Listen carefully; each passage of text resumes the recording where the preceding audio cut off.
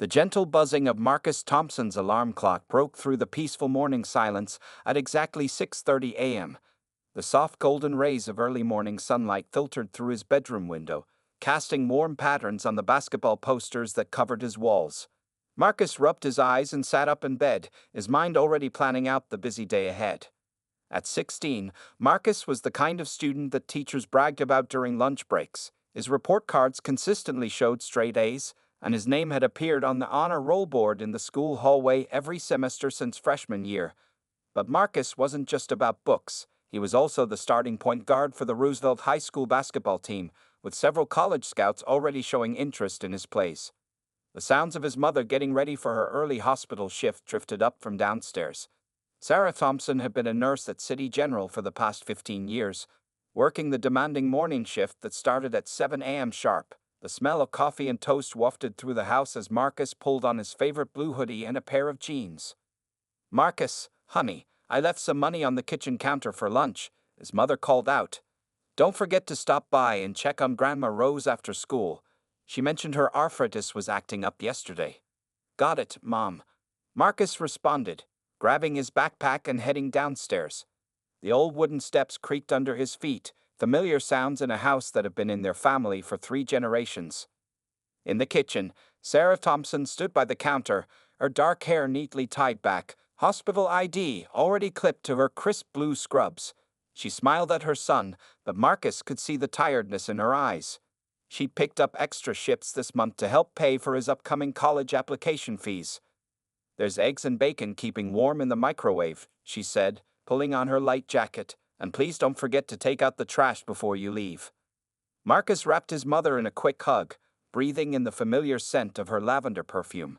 "I got this, Mom. You better get going. You know how bad traffic gets on Cedar Street." Sarah cupped her son's face in her hands, a gesture she'd done since he was little. "You're growing up so fast," she said softly. "Your father would be so proud of the young man you're becoming." Marcus felt the familiar tightness in his chest at the mention of his father. James Thompson had been gone for 5 years now, taken too soon by a heart attack that no one saw coming. His presence still lingered in the house, in the family photos on the walls, in the tool shed out back that he'd built by hand, and in the basketball hoop above the garage that he'd installed on Marcus's 10th birthday. After his mother left, Marcus sat at the kitchen table, eating his breakfast while reviewing his AP chemistry notes. He had a test first period, but he wasn't worried. Science had always been his strong suit, and he'd spent the whole weekend studying. His phone buzzed with a text from his best friend Tommy, asking if they were still on for basketball practice after school. As Marcus packed his gym bag with his practice clothes and shoes, he paused to straighten the family photo that hung in the hallway, the last one they'd taken with his father. The morning sun caught the glass, making the happy faces seem to glow. The house was quiet now, filled only with the tick-tock of the old grandfather clock in the living room and the distant sounds of the neighborhood coming to life. Outside, Mrs. Jenkins from next door waved as she collected her morning newspaper. The Robinson kids across the street waited for their school bus, their excited chatter carrying across the neat lawns. This was Marcus's world, a close-knit community where everyone knew each other, where neighbors looked out for one another, where he felt safe and at home. Before leaving, Marcus did one final check. Homework in his backpack, gym clothes in his duffel bag, lunch money in his pocket, and house keys secured. He had no way of knowing that this ordinary morning would be the last normal one he'd have for a long time. He couldn't have guessed that in just a few hours, his whole world would be turned upside down by a knock on the door and the sound of splintering wood.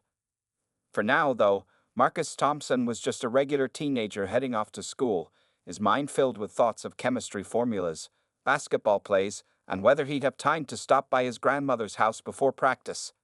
The morning sun warmed his face as he walked down the front steps, and somewhere in the distance, a church bell chimed 7 times. Officer James Ryder sat in his patrol car outside the police station, his coffee growing cold in the cup holder. The morning briefing had just ended, but he stayed behind, staring at the anonymous tip that had come in through the department's hotline. His weathered face reflected in the car's computer screen as he read the message again. Suspected drug activity at 1247 Maple Street, the Thompson residence. At 45 years old, Ryder had spent 20 years on the force. His desk at the station was covered with commendations, But his personnel file told a different story, one of numerous complaints about excessive force and racial bias, all mysteriously cleared or dismissed. The other officers called him Old School Ryder, a nickname he wore like a badge of honor. The tip about the Thompson house had come in last night. Usually, the department required at least some surveillance before acting on anonymous tips, but Ryder had other plans. He'd been watching that neighborhood for months, convinced that someone was running drugs through the area. The fact that it was a predominantly black neighborhood didn't bother his conscience. He told himself he was just following the evidence. "Captain Sanders," Ryder called out, catching his superior before he entered his office. "Got a minute? I need to discuss something urgent." The captain, a man more concerned with politics than proper procedure, barely looked up from his phone as Ryder approached. Inside the captain's office, Ryder laid out his case. He conveniently left out that the tip was less than 12 hours old and instead focused on what he claimed was months of suspicious activity. "There's been increased foot traffic in the area," he said, though this was an exaggeration. "Multiple complaints from concerned citizens," he added, referring to a single complaint from 6 months ago. "What do you need, Ryder?" Captain Sanders asked, already reaching for the authorization forms. He trusted Ryder's instincts, or at least that's what he told himself. In reality, he just wanted to boost the department's drug bust statistics before the next budget meeting. "I want to hit the house today," Ryder replied, his fingers drumming on the captain's desk. Element of surprise. If we wait, we risk losing evidence. He didn't mention that he had no actual evidence to lose. As Captain Sanders signed the raid authorization, Officer Sarah Chen watched from her desk outside his office. She'd been tracking Ryder's arrest statistics for months, noting the disturbing pattern in his targets. But as a rookie, she felt powerless to speak up. She turned back to her computer, adding another entry to her private log of concerning incidents. Ryder spent the next hour assembling his team. He chose officers he knew wouldn't ask too many questions, mostly younger guys eager to prove themselves. In the briefing room, he spread out a map of the neighborhood, marking entry points and possible escape routes. "Remember," he told them, "we're dealing with potential drug traffickers. They could be armed and dangerous." The words felt hollow even as he said them. Ryder had driven past the Thompson house many times. He'd seen Marcus walking to school with his basketball. He'd watched Sarah Thompson leaving for her hospital shifts in her nurse's scrubs.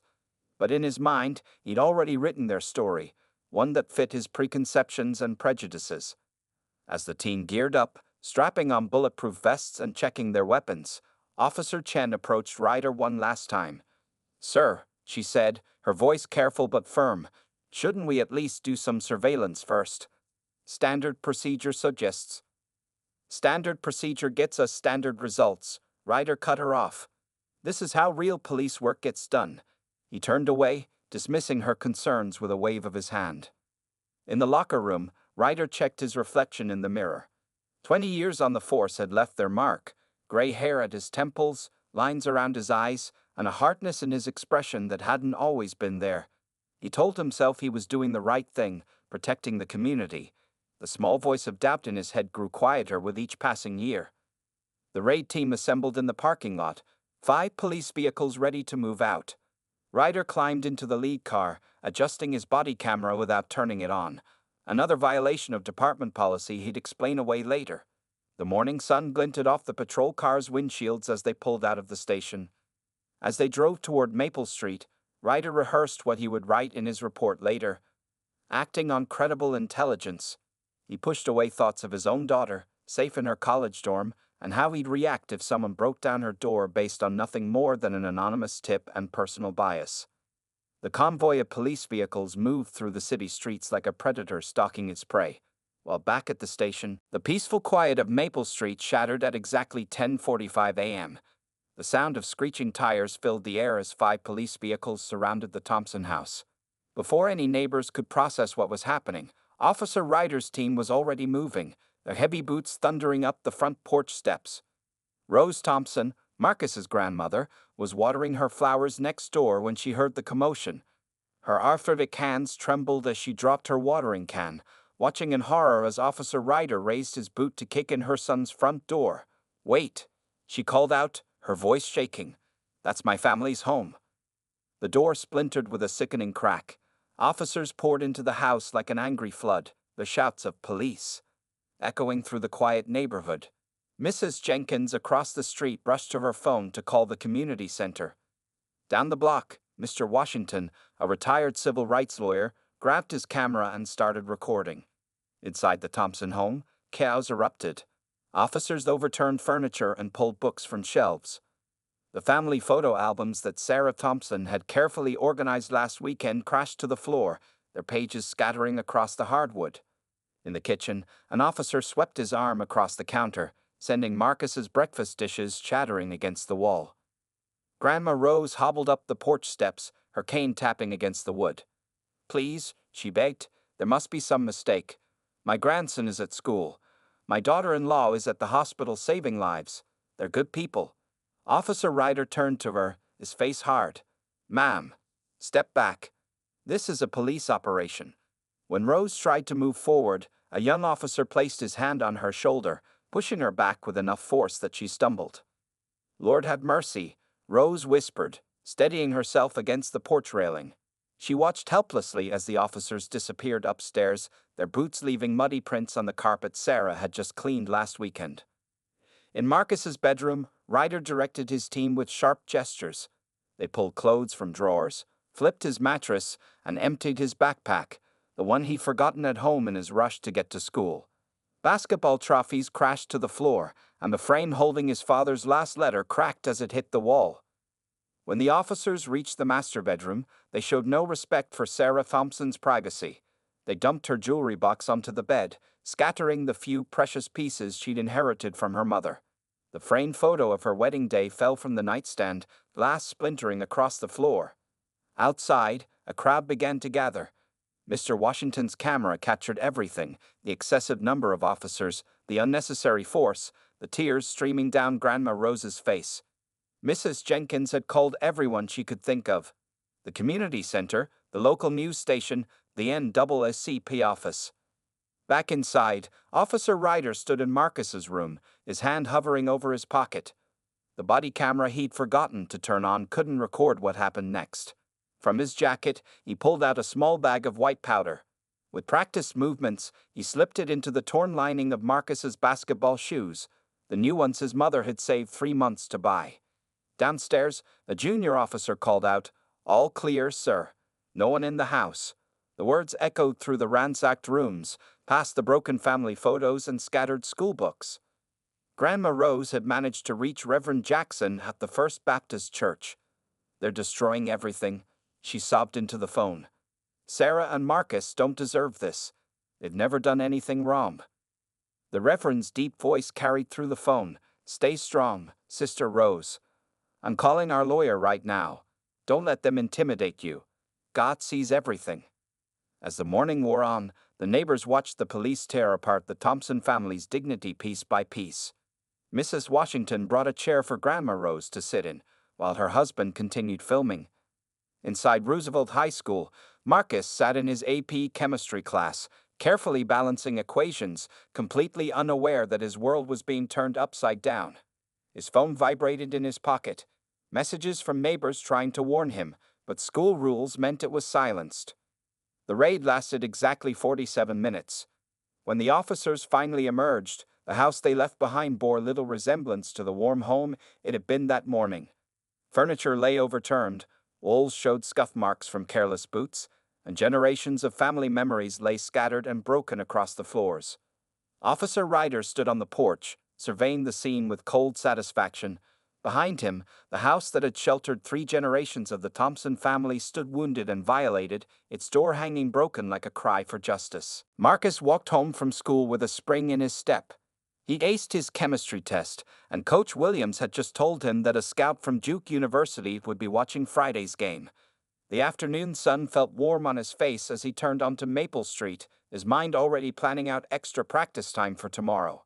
But something was wrong. The familiar street looked different. A crowd of neighbors stood in clusters, their faces tight with worry. Police cars blocked the road, their lights still flashing. Marcus's heart stopped when he saw his front door hanging broken from its hinges. "Marcus, Marcus, baby, stop right there." His grandmother's voice carried across the yard, but it was too late. Officer Ryder had already spotted him. "That's him," Ryder shouted, moving quickly across the lawn. "Marcus Thompson, don't move." Other officers turned, their hands moving to their weapons. Marcus froze, his backpack sliding from his shoulder to the ground. His mind raced, trying to understand what was happening, why there were police at his house, why his grandmother was crying on their front porch. "Hands where I can see them," Ryder barked, closing the distance between them. Marcus slowly raised his hands, his heart pounding so hard he could hear it in his ears. He'd seen this scene before on the news, had been warned about it by his parents, but never thought it would happen to him. "Officer, please," Mr. Washington called from the sidewalk, still recording everything on his phone. "He's just a boy. He's a straight-A student." Ryder ignored the protests, roughly grabbing Marcus's wrists and snapping handcuffs around them. The metal bit into Marcus's skin as Ryder tightened them one click too far. "We found drugs in your room," Ryder said loudly, making sure everyone could hear. "Want to explain that?" "What? No, that's impossible." Marcus's voice cracked with fear and confusion. "I've never touched drugs in my life. Ask anyone. Ask my teachers. Ask my coach." As if summoned by his words, Coach Williams's car screeched to a halt at the edge of the crowd. The coach had left school right after Marcus, worried when he saw his star player's phone buzzing with dozens of messages during last period.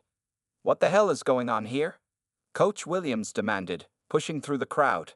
He was still in his Roosevelt high polo shirt, his whistle hanging around his neck. "That's my player you're manhandling." Ryder turned to face the coach, keeping a tight grip on Marcus's arm.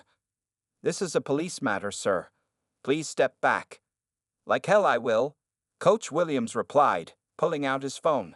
"I'm calling the school board right now, and his mother, and our lawyer." He looked at Marcus, his voice softening. "Don't say anything, son. We're going to fix this." Tears stung Marcus's eyes as he looked at his house.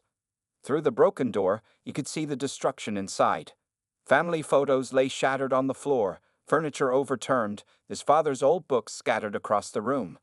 20 years of his mother's hard work, destroyed in less than an hour. "Marcus!" A new voice cut through the chaos. His mother, Sarah Thompson, still in her hospital scrubs, ran toward them. Someone from the hospital had called her after seeing the news crews arriving on Maple Street. "Mom," Marcus tried to turn toward her voice, but Ryder yanked him back. "Ma'am, stay back," Ryder warned, but Sarah Thompson wasn't listening. She'd spent 15 years as an emergency room nurse. She didn't scare easily. "Take those handcuffs off my son," she demanded, her voice carrying the authority of someone used to giving orders in life or death situations. "Those drugs aren't his. My son is an honor student.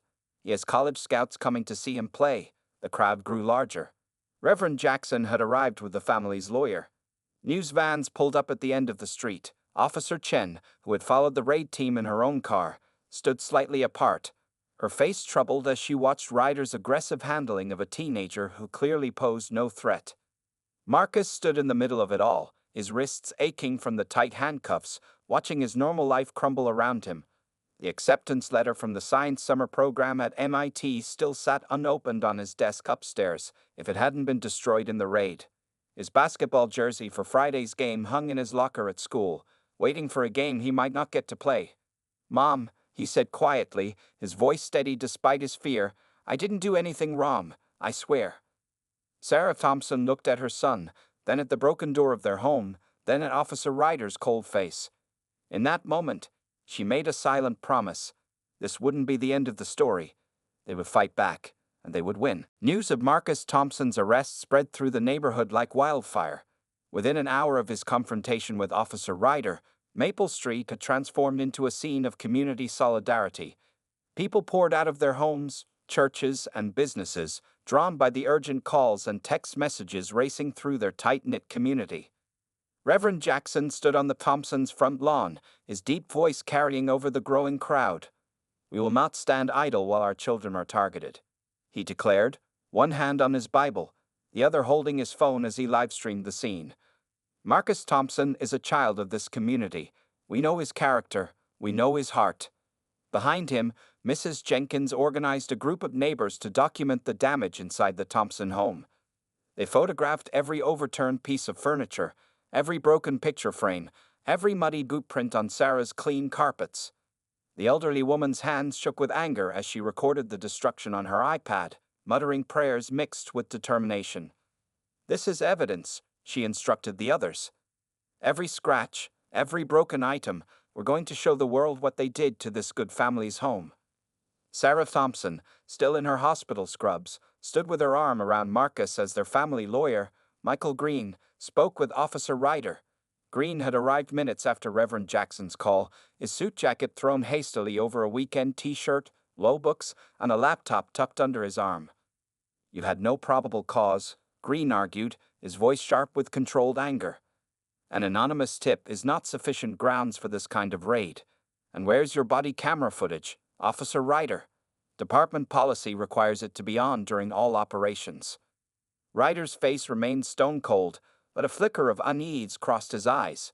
Behind him, Officer Chen shifted uncomfortably, her notebook filled with observations she'd been quietly recording since the raid began. The crowd continued to grow. Teachers from Roosevelt High School arrived, led by Marcus's AP chemistry teacher, Dr. Patterson. She carried Marcus's most recent test paper, a perfect score, like a shield against Ryder's accusations. Coach Williams had already called the school board and was now on the phone with local news stations, his voice rising with each call. "This is one of our best students," he told reporters. "Harvard and Duke are looking at him for basketball scholarships. He's never had a single disciplinary issue. And they want us to believe he's running drugs? This is profiling, plain and simple." Grandma Rose sat in her chair on the porch, holding Marcus's childhood photos that had been scattered across the floor. Her arthritis-curved fingers smoothed the creases from a picture of Marcus at age 6, proudly holding up his first-place science fair ribbon. Neighbors brought her water and held her hand, their own eyes filling with tears as they watched her quiet strength. Local business owners began arriving with support of their own. Mr. Chen from the corner store brought bottles of water for the crowd. Maria from the diner showed up with sandwiches and hot coffee. Even old Mr. Peterson, who rarely left his house these days, walked 3 blocks with his cane to stand with the Thompsons. "I've watched that boy grow up," Mr. Peterson told anyone who would listen. "Every morning, he helps me get my newspaper from the sidewalk. Every winter, he shovels my walk without being asked. That's who Marcus Thompson is." Civil rights activists who had been monitoring police activity in the area arrived with cameras and legal observers. They interviewed witnesses, took statements, and started a social media campaign that would soon go viral. #JusticeForMarcus. Sarah Thompson stood in the middle of it all, her nurse's training helping her maintain her composure even as her world crumbled around her. She watched as her community rallied around her son, their voices rising in unified protest against the injustice they were witnessing. "Mom," Marcus whispered, still in handcuffs but standing tall, "I'm scared, but I'm not alone." Sarah squeezed his shoulder, her eyes fixed on Officer Ryder. "No, baby, you're not alone. Look around. This is your family. All of these people are your family. And family fights back." As the afternoon sun began to sink, casting long shadows across Maple Street, the crowd showed no signs of dispersing. Instead, they grew stronger, more organized. Someone brought battery-powered lanterns. Others set up chairs and canopies. The message was clear. They would not leave Marcus and his family to face this injustice alone. Local news vans had arrived, their cameras capturing the scene. A community united, standing firm against police misconduct, protecting one of their own. The story was already spreading beyond their neighborhood, beyond their city, becoming a symbol of both injustice and resistance. Detective Maria Ramirez sat at her desk in the Internal Affairs office, surrounded by stacks of files and computer screens. After the #JusticeForMarcus hashtag went viral, the department had no choice but to launch a full investigation. As she reviewed the body camera footage from other officers at the scene, something caught her eye. "Stop right there," she told her assistant, pointing at the screen. "Go back 30 seconds. The footage showed Officer Ryder entering Marcus's room, but his movements seemed odd, almost rehearsed. His hand moved to his pocket in a way that didn't match his usual patterns." Officer Sarah Chen sat across from Detective Ramirez, her personal notebook open on the desk. "I documented everything," Chen said, her voice steady despite her nervousness. "The raid wasn't properly authorized. There was no surveillance, no proper investigation, and I saw Officer Ryder turn off his body camera before we entered the house. In another part of the building, tech specialists were tracing the anonymous tip that had started it all. The IP address led them to a computer at a public library, but the security footage from that day showed something interesting. Officer Ryder himself had been there, just minutes before the tip was submitted. The timing matches perfectly, the tech analyst explained to Detective Ramirez, pointing at the timestamp. He entered the library at 9:15 p.m., left at 9:30 p.m. The tip came in at 9:25 p.m. Meanwhile, Marcus's lawyer, Michael Green, worked with a team of volunteers to compile evidence of Ryder's past misconduct. They discovered a disturbing pattern. Over the past 5 years, Ryder had conducted 15 raids on homes in minority neighborhoods. In 12 of those cases, the charges were later dropped due to lack of evidence. "Look at this," Green told Sarah Thompson, spreading documents across his office desk. Every single raid followed the same pattern. Anonymous tip, no surveillance, convenient drug discoveries. He's been doing this for years, but nobody connected the dots. Back at Internal Affairs, Detective Ramirez received the lab results from the drugs found in Marcus's room. The analysis revealed something crucial. The packaging matched a batch that had been logged into evidence 3 months ago from a different case. "These drugs came from our own evidence room," she realized, her heart racing. She immediately called the evidence room supervisor, who confirmed that Officer Ryder had signed in to access old case files the day before the raid.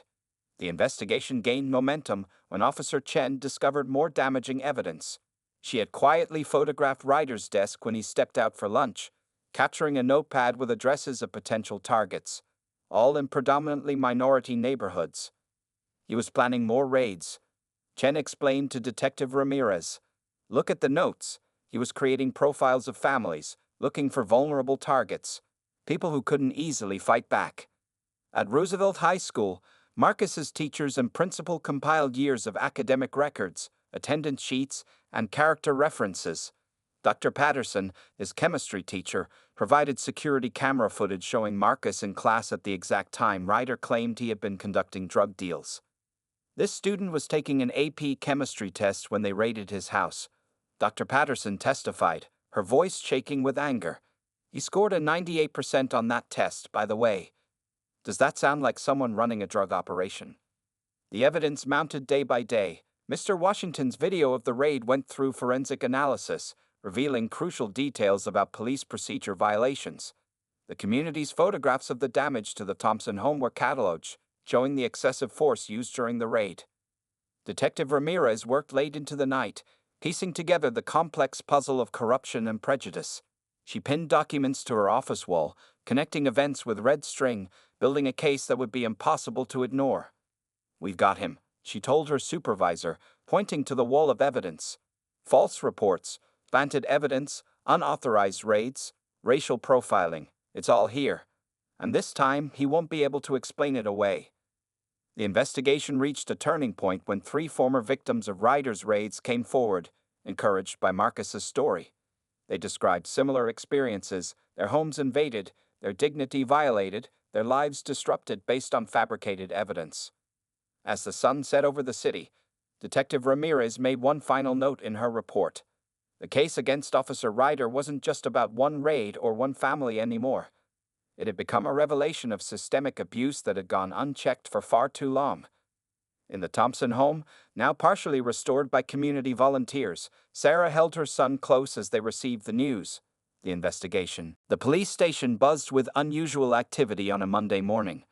News cameras crowded the steps outside as Police Chief Roberts prepared to make his first public statement about the Thompson case. Inside his office, he reviewed the final investigation report one more time, his face growing grimmer with each page. Officer Ryder sat in an interview room, his usual confidence replaced by nervous tension. His lawyer sat beside him, reviewing the mountain of evidence Detective Ramirez had compiled. Body camera footage, computer records, witness statements, and laboratory analysis all pointed to one conclusion: Ryder had deliberately targeted the Thompson family and planted evidence. "The charges against Marcus Thompson are immediately dropped," Chief Roberts announced to the packed press room, his voice firm. "Furthermore, Officer James Ryder has been suspended pending criminal charges for misconduct, evidence tampering, and civil rights violations. In the Thompsons' living room, Marcus and his mother watched the press conference on TV. Their home was still being repaired. Community members had raised money to fix the broken door and replace damaged furniture. Sarah held her son's hand tightly as they listened to the chief's words. The department apologizes to Marcus Thompson and his family. Chief Roberts continued. We acknowledge this incident as a serious breach of trust between law enforcement and our community. We are implementing immediate changes to prevent such abuse of power from happening again. Outside the station, protesters who had gathered daily since Marcus's arrest erupted in cheers. Reverend Jackson led the crowd in prayer, thanking God for justice while demanding continued reform. Signs reading "Justice for Marcus" were joined by new ones calling for systemic change. Officer Sarah Chen sat at her desk, receiving congratulations from colleagues. Her decision to document Ryder's suspicious behavior had helped break the case. The chief had personally commended her courage in coming forward. Your actions represent the kind of integrity we need in this department, he had told her. But Chen knew her work wasn't finished. She was already helping Internal Affairs review other cases of potential misconduct. At Roosevelt High School, Marcus returned to class for the first time since the incident. Students and teachers lined the hallways, applauding as he walked to his first period. Coach Williams had tears in his eyes as he hugged his star player. The Duke Scout still wants to see you play on Friday, the coach said, his voice rough with emotion. They said what happened just shows your strength of character. In his AP chemistry class, Dr. Patterson handed Marcus his graded test from the day of the raid, the one he'd scored 98% on while Ryder was destroying his home. She'd framed it, adding a note. Excellence persists even in the face of injustice. But the reckoning spread beyond Marcus's case. Detective Ramirez's investigation had opened a floodgate. Other families came forward with similar stories of targeted raids and planted evidence. The department was forced to review hundreds of past cases. Captain Sanders, who had rubber-stamped Ryder's raid request, submitted his resignation. Internal Affairs launched a broader investigation into departmental practices, focusing on racial bias in enforcement actions. Local news stations interviewed community members who had supported the Thompsons. Mrs. Jenkins showed reporters her iPad documentation of the raid's damage. Mr. Washington's video footage had become key evidence in the case against Ryder. This isn't just about one bad officer, Michael Green, the Thompsons' lawyer, explained to reporters. This is about a system that allowed him to operate unchecked for years. Change needs to happen at every level. The City Council held emergency meetings to discuss police reform. New policies were proposed, requiring more evidence for raid authorizations, mandatory body camera usage, and independent oversight of drug investigations. Sarah Thompson testified at these meetings, her nurse's uniform lending authority to her words. My son almost lost his future because of one man's prejudice, she told the council. How many other children have been targeted? How many families have been traumatized? As evening fell over the city, Marcus sat on his front porch, restored now thanks to community support. He watched his neighbors walking by, waving and calling out greetings. The fear from that terrible day lingered, but something else had grown stronger. A sense of community, of justice, of change in motion. Inside, Sarah hung a new family photo on the wall, this one showing not just their immediate family, but the entire community that had stood with them. Below it, she placed a framed copy of the newspaper headline, Justice Prevails. Thompson case sparks police reform. 6 months after the raid on the Thompson home, Marcus stood at a podium in the community center, addressing a packed room of students, parents, and activists. At 18, he had become more than just a star student and athlete. He was now a leader in the youth movement for police reform. What happened to me wasn't unique, Marcus said, his voice strong and clear. But how our community responded, that was special. We didn't just fight back. We created change. Real, lasting change. The organization Marcus had founded, Youth United for Police Accountability, YUPA, had grown from a small group meeting in his living room to a citywide movement. High school students across the city used an app he helped develop to document police interactions, ensuring transparency and accountability. Sarah Thompson sat in the audience, still wearing her hospital scrubs after her shift. She had been appointed to the newly created Civilian Oversight Board, where she worked alongside Officer Sarah Chen, who had left the police force to become the board's chief investigator. The system doesn't change unless we change it, Sarah told new board members during training. My son's case taught us that one person speaking up can start a revolution, but it takes a community to make that change permanent. At Roosevelt High School, the changes were visible too. Coach Williams had started a mentorship program connecting student athletes with civil rights lawyers. Dr. Patterson's chemistry class now included a unit on forensic science, teaching students how evidence could be misused and how to protect their rights. Marcus's grandmother, Rose, hosted weekly meetings in her garden, where elderly community members taught young people about the history of civil rights struggles. Her roses bloomed around a new bench dedicated to community unity, a gift from the neighbors who had stood with her family. We've always known these problems existed, Grandma Rose would tell visitors, but now we have the tools and the unity to fight them properly. The police department had undergone significant changes too. The new chief, an African-American woman with a background in community relations, had implemented strict new policies. Every raid required substantial evidence and multiple authorizations. Body cameras couldn't be turned off during operations. Anonymous tips alone were no longer enough for search warrants. Officer Ryder had been convicted of multiple charges and was serving time in prison, but more importantly, his case had led to the review of hundreds of past arrests. Dozens of wrongfully convicted individuals had been freed, their records expunged. Marcus walked through his neighborhood, now transformed by the events of that terrible day. The community center had a new legal aid office, staffed by volunteer lawyers who had been inspired by his case. Mr. Washington's video documentation program had trained hundreds of citizens in properly recording police interactions. At the corner store, Mr. Chen had posted a large bulletin board where community members shared information about their rights and upcoming activism events. The diner where Maria worked had become a meeting spot for UPA members, with free drinks for students attending police reform workshops. Marcus's college dreams had grown bigger too. Duke's basketball scholarship was still on the table, but now he planned to study law instead of chemistry. I want to understand the system so I can help change it, he told the college interviewer. Not just here, but everywhere.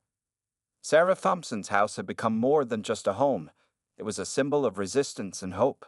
The broken door had been replaced with a beautiful hand-carved one, donated by a local artist. The words, "Justice begins at home," were carved along its frame. Every Saturday, Sarah hosted Know Your Rights workshops in their living room. Young people from across the city came to learn from lawyers, activists, and community leaders. The same room that had been ransacked by police now echoed with the sounds of education and empowerment. As Marcus prepared to graduate, his valedictorian speech already written, he reflected on how one terrible day had sparked a movement.